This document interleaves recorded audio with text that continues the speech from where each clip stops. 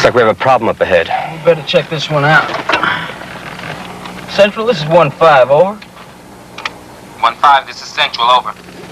Central, this is 1-5 at Delancey Road, south of Test Area 1. Investigating 2.5-ton truck broken down, blocking road, over. Roger, 1-5, Central out.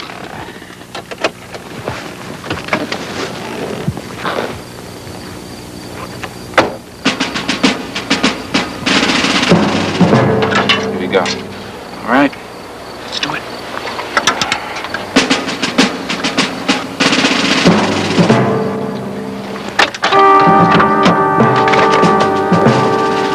Seems to be the problem. I don't know, Sergeant. I'm trying to find out.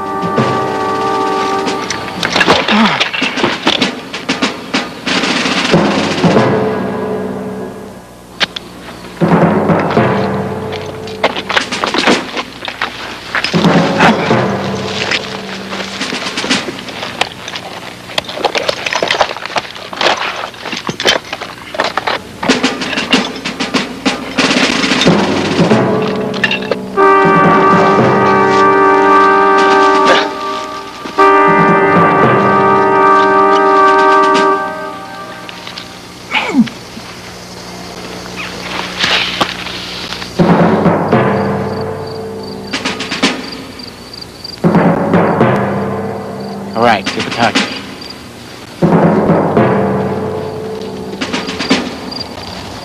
Come on, move it!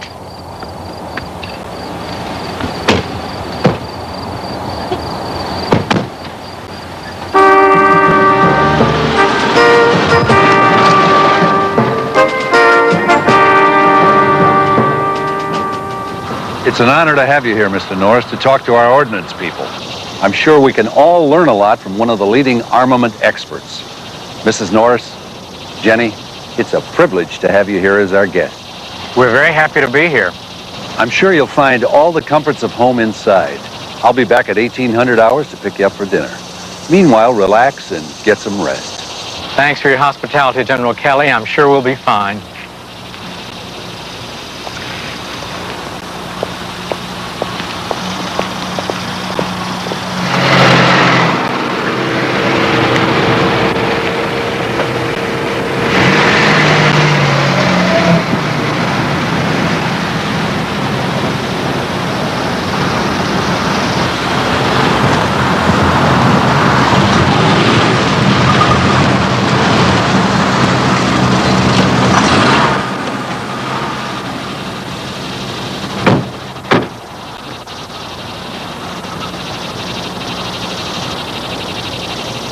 Let's just relax and get comfortable, and then we can talk about tonight. Oh, fine, dear.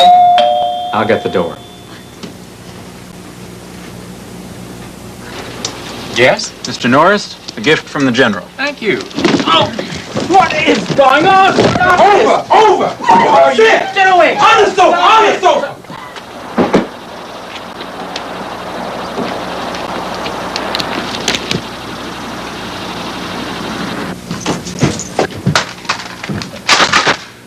So, this is Mr. Norris, the arms expert. The terrorist act you have just witnessed is based on a hypothetical scenario. Taking hostages is only one of several threat situations terrorists may seek to create on an army post. They may plan the seizure or destruction of weapons, equipment, classified documents, vehicles, buildings, and other acts of violence for personal gain or political or propaganda motives. The Army's goal is to stop terrorist activity before it gets started.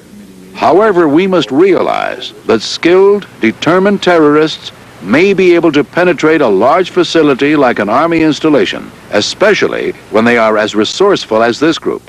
So we must be able to manage a terrorist-created crisis, or special threat situation, as it is also called, if and when it happens. That means neutralizing the terrorists while safeguarding both lives and property. Advanced planning and training for terrorist crisis management are imperative.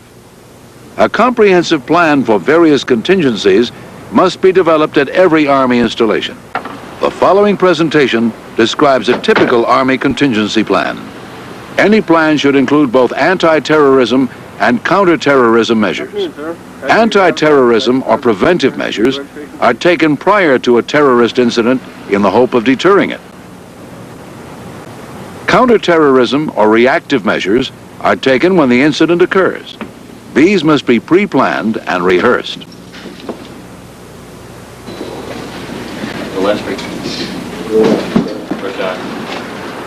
Threat analysis is a vital precaution. It includes identifying physical security deficiencies. We got a loose hinge here. Another preventive aspect is the acquisition, collation, and analysis of information on organizations posing a criminal threat to the installation. There should be ongoing liaison with federal, state, and local law enforcement agencies for the exchange and study of intelligence information on potential threat situations. I'd like to get a copy of this if possible. I'll get you a copy. Helpful information may be found in such open sources as radio, television, newspapers, books, and magazines. It pays to increase the awareness of civilians as well as military personnel to the possibility of special threat situations. They should be encouraged to report anything suspicious. Hi, this is It was awareness of this kind that prompted the neighbor to report and describe the suspicious activities she saw outside the guest house. I saw these 4 men. They seem to be forcing their way in, and I think you should send someone over right away. Another key preventive measure is to design and test different threat scenarios based on the characteristics of the specific installation. These scenarios may simulate terrorist use of bombs, arson, armed assault and ambush, hostage-taking and barricade incidents, assassinations, or kidnapping.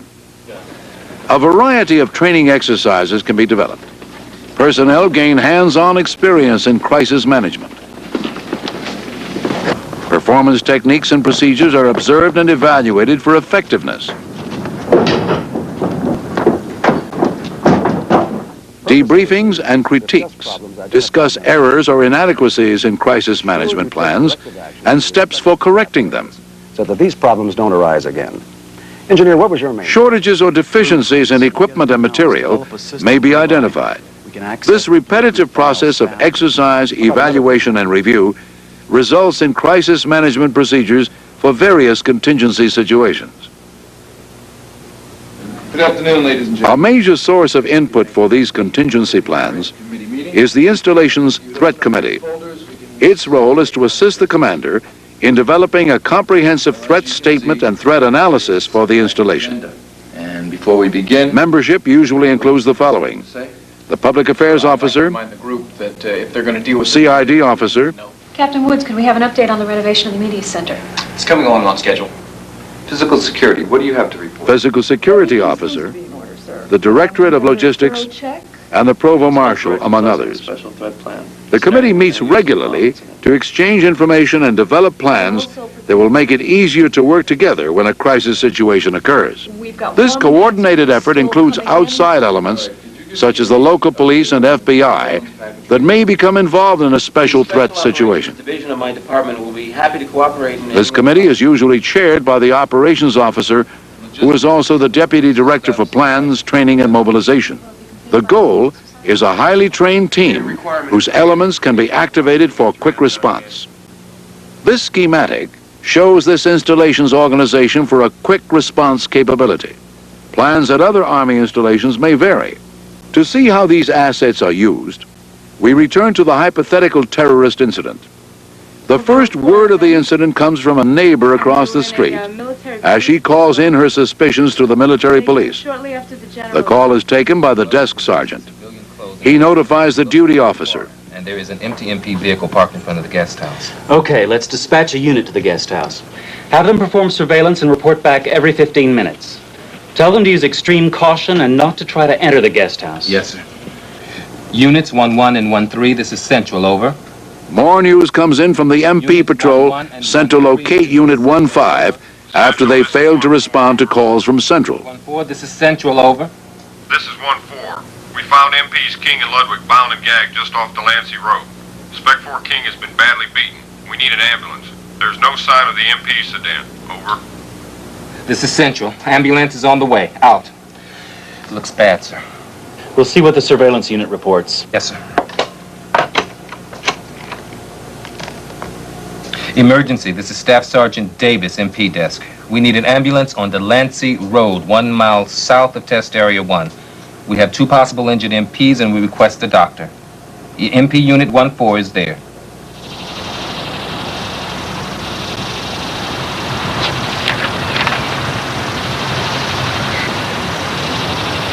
Central, this is 1-1, over. 1-1, this is Central, over. This is 1-1. We confirm the empty MP sedan in front of the guest house. We found a note on the windshield, over. 1-1, this is Central. Return to station, tell 1-3 to stay in place and continue surveillance, over. This is 1-1, roger, over. This is Central, out. There is no question in the duty officer's mind that the ransom note is genuine. He loses no time in notifying the Provost Marshal, who immediately heads for the MP station. Yes, sir. The PM is coming over. $10 million. A plane to the Middle East, safe passage to the airport, all in 8 hours. The notification process is implemented swiftly according to standard operating procedure by the MP duty officer. Captain Atkins, please.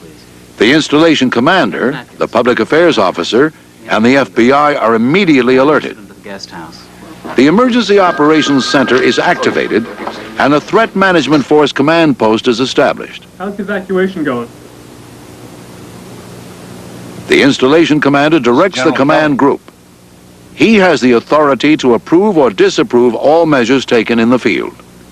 The FBI has input at this level, both in the matter of jurisdiction and the advisability of the reaction measures under consideration.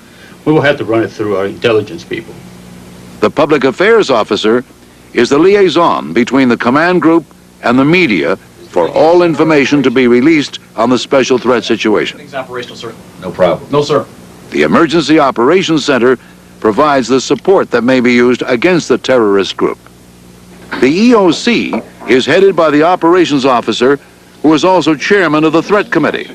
Key representatives include the Provost Marshal and the Public Affairs Officer. The Directorate of Engineering may be called on to supply materials ranging from blueprints to bulldozers. The Directorate of Logistics is responsible for basic needs like transportation and food, and provides special items such as photographic equipment. The Communications and Electronics Directorate handles all communications problems and provides specialists to connect or disconnect telephone lines. The Crisis Management Team advises the command group as well as the Emergency Operations Center on the reactive measures that can be used against terrorists. Right. The Crisis Management Team also ensures the availability of the individuals needed to manage a special threat situation. The team may function under the Installation Chief of Staff. Its members are drawn from the installation and may include representatives from the Staff Judge Advocate, the Medical Command, Engineering, Communications, Logistics, Public Affairs, G3 plans, and any others that may be needed based on the mission and the resources of the installation. How long do your unit will be in position? The Threat Management Force carries out counterterrorism measures as advised by the Emergency Operations Center. It is headed by an officer experienced in operations who acts as the on-scene commander. The Threat Management Force usually has 6 components. The Initial Response Force is the on-duty military police who are the first to respond to the terrorist incident and begin containment measures. The Inner Perimeter Force is the unit responsible for sealing off and controlling the area immediately around the scene of the incident. Team 1's in position. The Special Reaction Team is responsible for this mission, but their limited number may require the addition of other forces. The lower left quadrant of the building. The SRT is specifically trained and equipped to neutralize the special threat. Another component of the Threat Management Force is the Outer Perimeter Force. It controls the area outside the inner perimeter. This group normally will be composed of elements other than military police. The hostage negotiation team is responsible for initiating a dialogue and conducting negotiations with the terrorists. I want to make one suggestion, however. Finally, the support coordination team ensures that essential supplies are on hand. When all reactive elements have taken their positions, their disposition will usually look like this. The objective is to seal off the area of the incident and to enable the reactive elements to operate with maximum efficiency and minimum interference with each other. The Threat Management Force commander sets up his CP at a tactically advantageous position between the two perimeters. It is out of sight of the terrorists and out of range of their weapons. The Threat Management Force commander is the on-scene commander. Close to the command post are the Special Reaction Team and the Support Coordinator. The hostage negotiation team, however, is set apart. This separation enables the TMF commander to retain complete objectivity regardless of what transpires during the dialogue between the negotiators and terrorists. The players in terrorist crisis management have completed the initial stage of the reactive mode. Thanks to preventive measures taken in advance of the terrorist incident, all units are in place, ready for the task. They are trained, equipped, and positioned for maximum effectiveness. The next step is confrontation with the terrorists. A peaceful resolution of the special threat situation is the primary objective. If this is not possible, appropriate force will be used to neutralize the threat and free the hostages.